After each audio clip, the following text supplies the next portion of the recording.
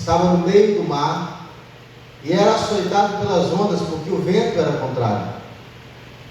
Mas, à quarta vigília da noite, dirigiu-se Jesus para eles, caminhando por cima do mar. Os discípulos, vendo caminhar sobre o mar, assustaram-se, dizendo: é um fantasma, e gritaram com medo. Jesus, porém, lhes falou logo, dizendo: tende bom ânimo, sou eu, não temas. Amém? Vamos orar? Pai querido, Pai amado, graças eu te dou por estar na tua presença, por estar diante da tua igreja, diante dos teus filhos, e poder nessa noite ministrar a tua palavra. Fica conosco, fala conosco, nos tira, meu Pai querido, da facilidade, da zona de conforto, e nos coloca no confronto da tua vontade. Que o Senhor Deus possa, meu Pai querido, nos alimentar com o maná de Deus, com o alimento espiritual que vem dos céus. Nos direciona rumo à tua promessa, em nome do Senhor Jesus. Amém? Pode sentar por um momento.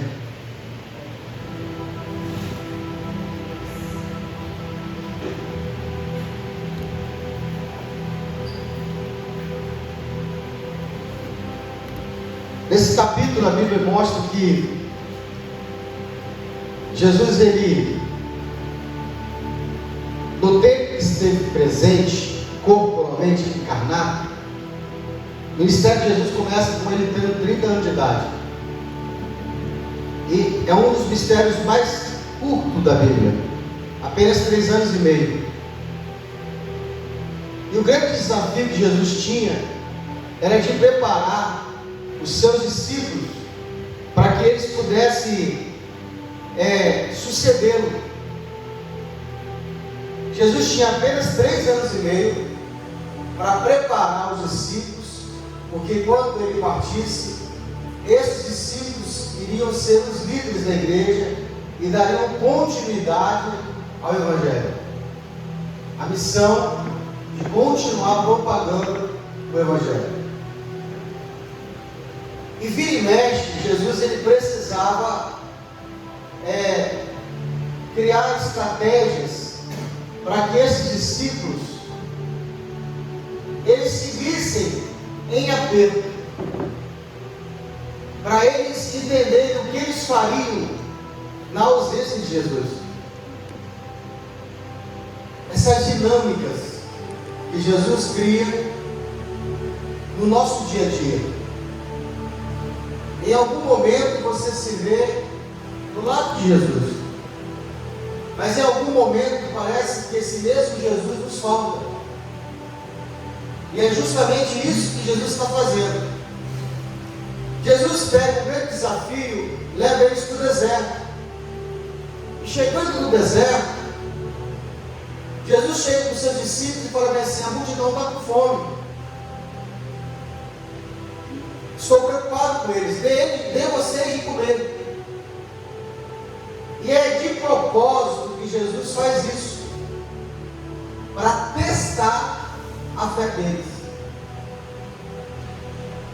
Os discípulos, eles ficam entre si conversando, meio que um jogando a responsabilidade para o outro, meio que se indagando assim: como ele quer que a gente dê alimento para eles? Porque a gente não tem dinheiro para isso. Ainda que tivéssemos o dinheiro suficiente, não haveria mercado, lugar que vendesse tanto pão. E a Bíblia está cheia disso. Por exemplo, quando Deus pede para que Moisés peça ao povo, na noite em que ele saísse do deserto, do Egito, qual foi a ordenança de Deus a Moisés? Deus aparece para Moisés e fala assim: Moisés, essa noite o povo vai sair do Egito, e eu vou tirar esse povo com mão forte. Peça ao povo que cada um prepare um cordeiro, um cabrito, para que ele sacrifique esse cordeiro, esse cabrito. Peça ao povo que matem o cabrito, pega o sangue do cabrito, passe nas portas e comam a carne desse cordeiro. Se a família for pequena, peça que a família se junta. E ali é instituída a primeira Páscoa.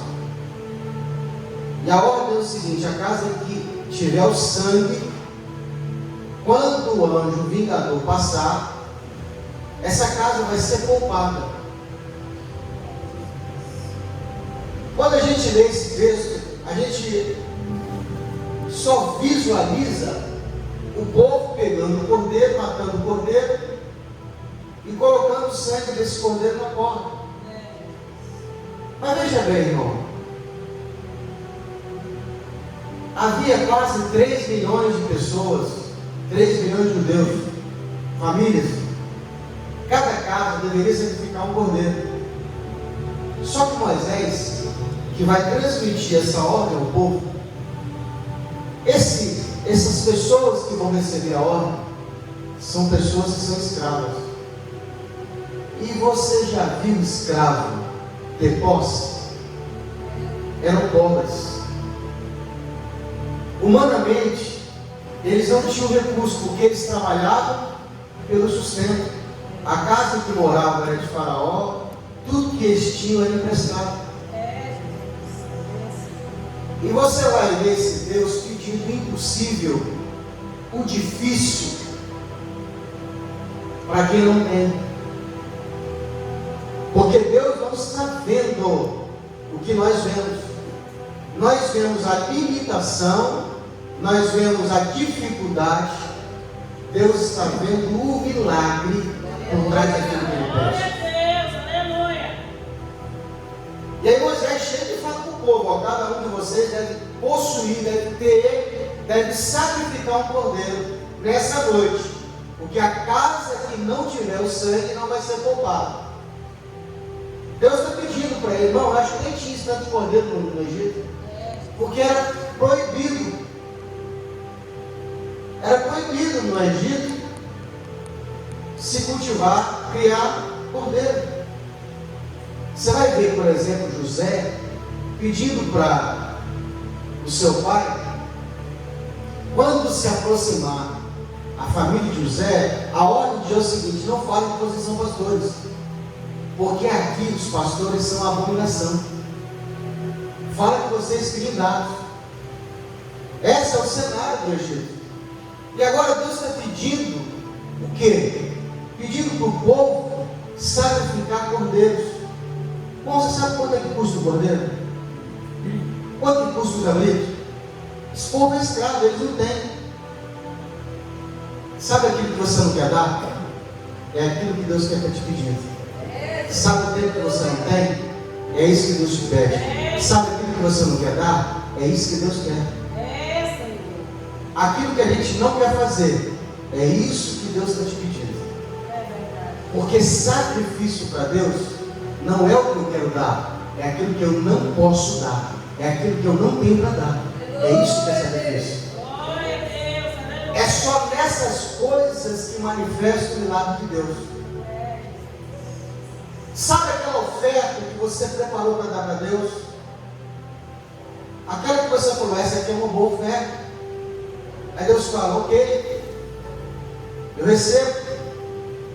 Mas a que vai mudar a sua vida é aquela que Ele te pedir. Toda vez que Deus te pedir algo, e justamente aquilo que Deus pede é aquilo que eu não quero dar, aquilo que eu não posso dar, é aquilo que vai fazer diferencial na sua vida. Um dia Deus apareceu para Abraão, e Abraão já é considerado pai da fé. Abraão é considerado aquele que crê em Deus. A Bíblia diz que Abraão é pai da fé. E um dia Abraão já é rico, já é homem de posse. E Deus aparece para Abraão e fala assim: Abraão, eu preciso que você sacrifique a mim uma oferta.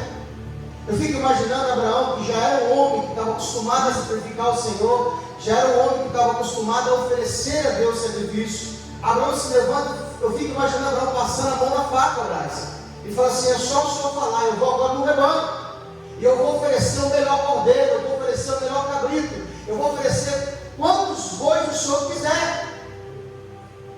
Deus veio para Abraão e falou assim: sim, Abraão, mas eu não quero que você sacrifique o animal, Eu quero que você mate o seu filho, o seu único filho.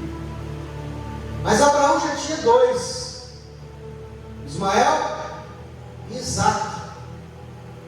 Mas o que Deus está pedindo é o seu único filho, o filho que está dentro do teu coração, que ele amava. Se Abraão, irmão, não tivesse obedecido a Deus, o máximo que ele seria é pai de Isaque. E por ter oferecido aquilo que ele mais amava, a Bíblia diz que Deus fez dele pai de multidão. E agora Jesus está chegando para os discípulos e colocando os discípulos à prova. E viram para os discípulos e falaram assim: então está vendo que o povo está faminto? Alimente eles. Os discípulos saem e um olha para o outro e fala: a gente nem tem dinheiro. E ainda que tivesse dinheiro, não teríamos uma padaria, um comércio que vendesse tanto pão. E aí eles levam o problema para Jesus, dizendo: mestre, a gente não tem esse dinheiro suficiente. Jesus vira para ele e fala assim: então vai entre o povo e vê quem do povo tem comida. É assim, irmãos, ele sai de lá meio que se perguntando. E piorou a situação agora. E a gente achou que ele ia dar uma solução. Agora ele mandou buscar nos famintos alguém que tem alguma coisa para comer. E aí ele sai e descobriu que entre os famintos havia um menino. Diga comigo, havia um menino. E tinha 2 pães? Não, era 5 pães e 2 peixinhos, né? Peguei vocês, viu? Você que não bebeu? Um menino que tinha 5 pães e 2 peixinhos. Deveria ser um empreendedor que abriria naquele momento o Sandro, né? É o cara que abriu o Sandro ali, o menino. E eles vão lá e assaltam o menino. Entra no meio e eles descobriram: olha, nós descobrimos aqui que tem um rapaz, ele tem 5 pães e 2 peixinhos. Jesus disse: dá-me cá, é o suficiente. Figurando discípulos, não, suficiente. Nós contamos aqui só os homens tem 5 mil, fora as mulheres e crianças que nos ensinaram a contar. E naquela época as mulheres eram férteis, cada um tinha 10 filhos, irmão. Não tinha Netflix, não tinha Prime, não tinha Rede Globo, não tinha essas coisas. Era só fazer filho. Não tinha. Ela já emendava uma gravidez na outra, entendeu? Não tinha Bolsa Família, se tivesse, então era 30, né? Mas, se fosse eu contar, umas 20 mil pessoas. E é para essas 20 mil pessoas que Jesus está falando para os discípulos: vai dar o suficiente. A Bíblia diz que Jesus pega os 5 pães e os 2 peixinhos, ora para cima, agradece ao Pai e abençoa. E à medida que os discípulos vão cortando o pão, partindo o pão, os cestos vão se enchendo e vão se multiplicando, ao ponto de alimentar aquela multidão, saciar eles e ainda sobrar 12 cestos de pães. Quem nunca viu o milagre de Deus vai dizer: isso é impossível. Mas quem já viu Deus multiplicar gás, já multiplicar combustível de carro, já multiplicar o dinheiro, já multiplicar o seu salário, sabe que nós estamos falando que Deus é Deus que multiplica. Agora, tendo esse cenário que eu contei para você, Jesus pede para os discípulos entrarem no barco e manda que eles vão para outro lado do barco. A Bíblia diz que eles ordenam. E depois da ordem de Jesus, os discípulos entram no barco para atravessar a rumo ao outro lado. Jesus fica, despede a multidão e sobe para o monte para orar. Mas a madrugada toda os discípulos estão tentando obedecer a ordem de Jesus. Presta atenção. Você já se pegou obedecendo à vontade de Deus? Que a gente pensa o seguinte: as coisas estão acontecendo na minha vida errado porque eu não estou obedecendo a Deus. Mas se eu ficar no centro da vontade de Deus, as coisas vão começar a dar certo. Nem sempre. Porque também obedecer a Deus pode e vai dar errado. Pastor, não estou entendendo. Quer dizer então que se eu não obedeço a Deus, dá errado. E se eu obedeço a Deus também, vai dar errado? Muitas vezes sim. Para provar a nossa fé e perseverança. Porque quando eu persevero em fazer a vontade de Deus, eu estou cumprindo a vontade de Deus. Porque quando Deus manda Abraão sair da tua terra, da tua parentela, para o lugar que ele ia mostrar, e lá faria dele uma grande nação, e faria dele próspero, Abraão sai de um lugar próspero, presta atenção, a cidade que Abraão morava não era o deserto, era um lugar próspero. Pede para que ele vá para um lugar, Canaã, aonde ele seria abençoado. Mas Deus havia colocado a bênção em Abraão. Abraão chega no lugar, o lugar é o deserto só.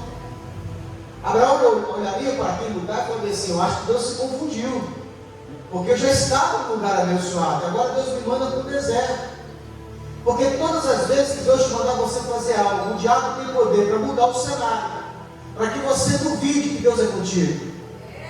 Agora, se você continuar crendo e obedecendo a Deus, Deus vai fazer que aquele deserto se transforme num jardim de glória.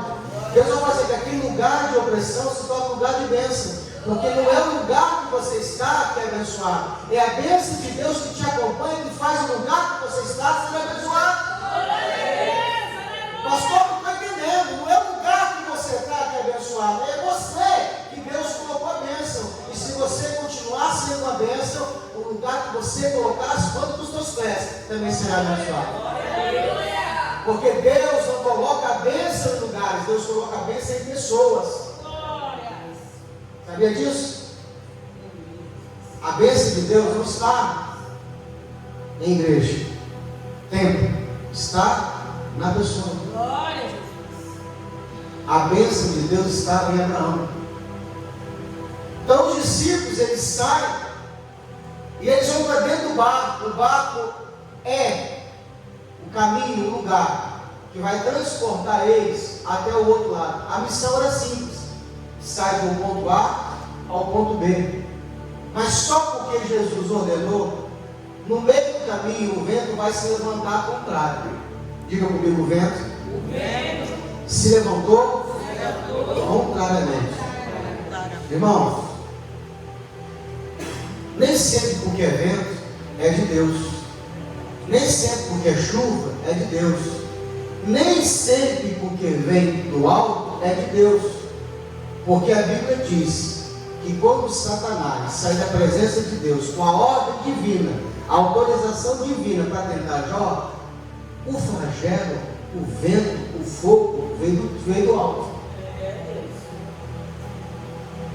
A diferença é que Jó, ele não vai imputar aquele mal a Satanás, porque Jó desqualifica o diabo, porque Jó vai dizer: na minha vida, tudo que acontece ou é permissão de Deus, ou é a mão de Deus, ou Deus permitiu, ou Ele mandou. O importante é que o diabo na minha vida não tem poder. Jó desqualifica o diabo. Os discípulos estão com uma ordem: nós precisamos atravessar para o outro lado. E no centro da vontade de Deus, porque Jesus é Deus e Jesus é o mestre deles, eles estão fazendo a vontade de Deus, porque Jesus estava fazendo a vontade de Deus. A Bíblia diz que no meio do caminho o vento se levanta, o vento é contrário. Irmão, quando a gente pega esse texto para estudar, não era mar não, tá? Era lá. E já foi numa lagoa, tomou um banho. Já imaginou você chegar na lagoa, de repente você vê a onda? Você vê aquela crista da onda, você fala: ué, está acontecendo um negócio estranho aqui. Que a gente chama de mar, mas não é mar, é lago de Tiberíades. Como que um lago está tendo onda e o vento é contrário, ao ponto de quase afundar o barco? Irmão, toma cuidado quando você entender e interpretar que na sua vida alguma coisa está acontecendo de errado, pode perceber que pode ser uma livre. Você fala: não tem lógica um negócio desse. É verdade. Por que está dando errado? Às vezes, o fato de estar dando errado não quer dizer que Deus não é a tua vida. Deus está nos provando o quanto nós cremos nele. Porque dar errado também é sinal de que eu estou no caminho certo. Irmão, deu errado para Jesus. Deu errado para Deus. Pastor, como assim deu errado para Deus? Deus colocou no jardim um casal e disse: está tudo aqui, você não precisa de mais nada, só não coma do fruto proibido. E o menino vai e come do fruto proibido. Deus teve que tirar eles do jardim. Deus não deu errado. A diferença é que Deus está no controle de todas as coisas. Ele consegue transformar maldição em bênção. Deus tem sempre um projeto, um plano para tudo aquilo que der errado na nossa vida. Deus tem poder de transformar maldição em bênção. José sai da casa dele com um projeto, um plano de reinar. Deus disse para ele em sonho que ele seria herdeiro. Agora, do momento que José sai da sua terra até chegar no trono, tudo deu errado na vida dele. Mas a Bíblia diz que tudo aquilo que estava dando errado já era um propósito de Deus para que ele chegasse no trono. Aquilo que na nossa vida está dando errado é o controle de Deus, fazendo aquilo contribuir para que dê certo no futuro. Jesus chega, manda os discípulos ir, não vai com eles. E a Bíblia diz que eles estão remando. Remaram a noite toda e não saíram do lugar. E só não ficaram no mesmo lugar porque eles estavam remando. Às vezes você fica assim: eu não estou entendendo essa minha vida. Eu estou fazendo de tudo para dar certo e parece que eu não saio do caminho. E você só não está voltando para trás porque você continua lutando, perseverando, buscando. E eles estavam remando a noite toda. Porque, mesmo remando para sobreviver, o vento era contrário. Mas a Bíblia diz que a quarta vigília da noite, Jesus vai até o encontro deles. E a Bíblia diz que não vai de forma comum. Jesus vai de forma sobrenatural. Porque só vai ver o sobrenatural de Deus aquele que persevera em fazer a vontade de Deus. Você só vai ver o milagre, você só vai ver o sobrenatural se quando as coisas começarem a dar errado, você não desanimar, você não parar no meio do caminho, você continuar persistindo e perseverando. Alguém pode dizer para você: se para de fazer isso que você está fazendo, não vai dar certo. Você fala: ó, enquanto Deus mandar eu fazer, eu vou continuar fazendo. Porque se você foi chamado por Deus, você tem que parar de se preocupar com a opinião dos outros. Se preocupe com aquele que te chamou, se preocupe com aquele que te mandou. É só ele que te aprova. Para de ficar buscando a aprovação daquele que não te chamou. Se Deus te chamou, ele já te aprovou. A gente fica buscando a aprovação dos outros. Para de ficar pensando na aprovação dos outros. Porque as pessoas que tentam te reprovar não foram aprovadas para Deus. Não foram chamados para Deus para te aprovar. Deus já te aprovou, foi ele que te escolheu. Os discípulos estavam ali remando e por perseverar em fazer a vontade de Jesus. A Bíblia diz que Jesus vem andando por cima do mar, meio que passando uma mensagem: sabe esse problema que você está lutando? Eu estou acima dele. Sabe essa dificuldade que você tem? Eu estou acima dela. Sabe esse medo que você tem? Eu ando por cima dele.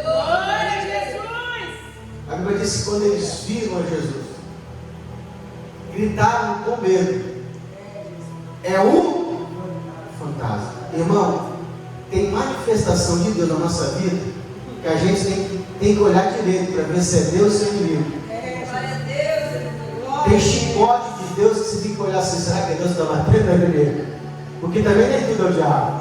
Às vezes só é a mão de Deus te disciplinando para você botar para a posição que Deus te quer. Eles olharam, porque Jesus, irmão, ele não veio como homem. Ele veio como super-homem, por cima das águas, dizendo para você assim: não tema. Não tenha medo do que você está passando. Ainda que você esteja lutando, eu ainda sou Deus da sua vida. Eu acho tremendo o que Pedro faz. E é só por isso que eu acho que Pedro foi líder.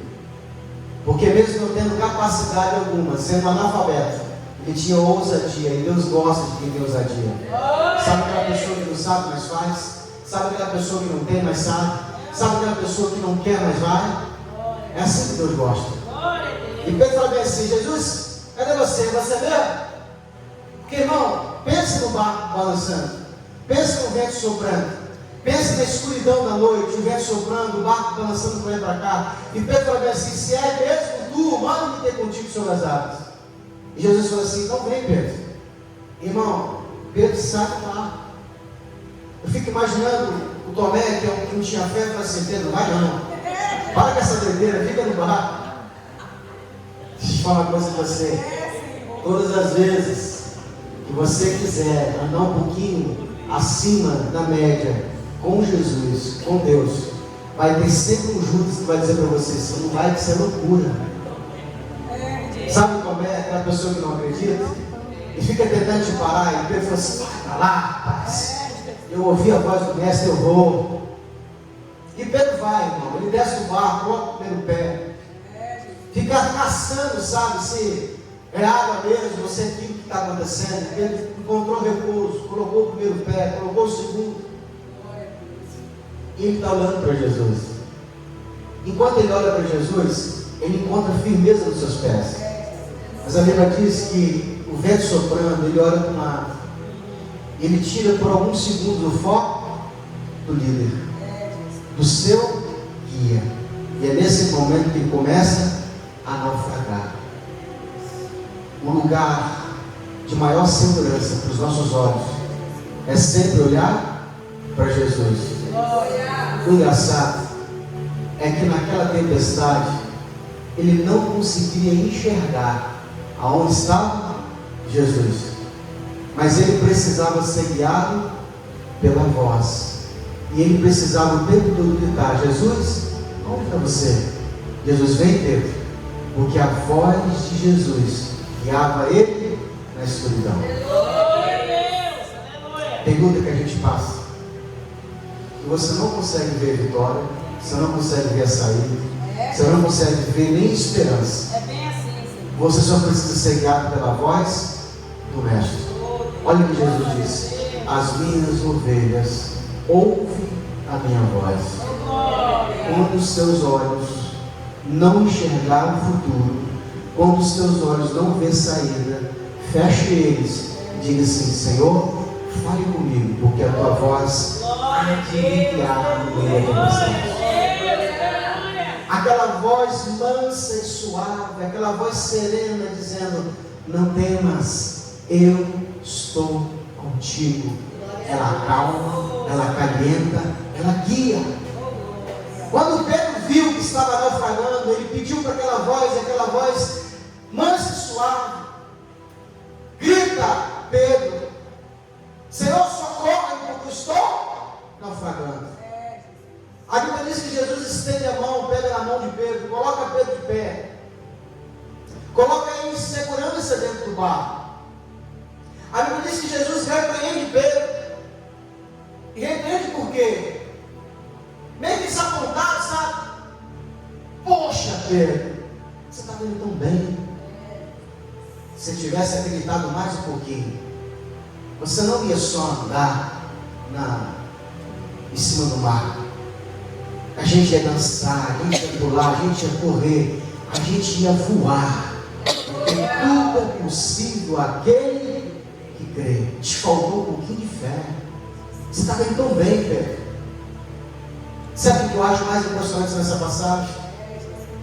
É que quando Jesus entra no barco, a tempestade cessa. Era só um teste.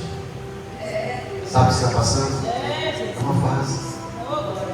Não se desespere, vai passar.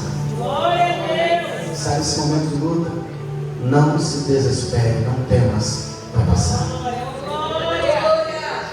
Deus está só provando a sua fé, o quanto você confia nele. Só isso. Tudo é possível aquele que crê. Vamos ficar de pé nessa noite?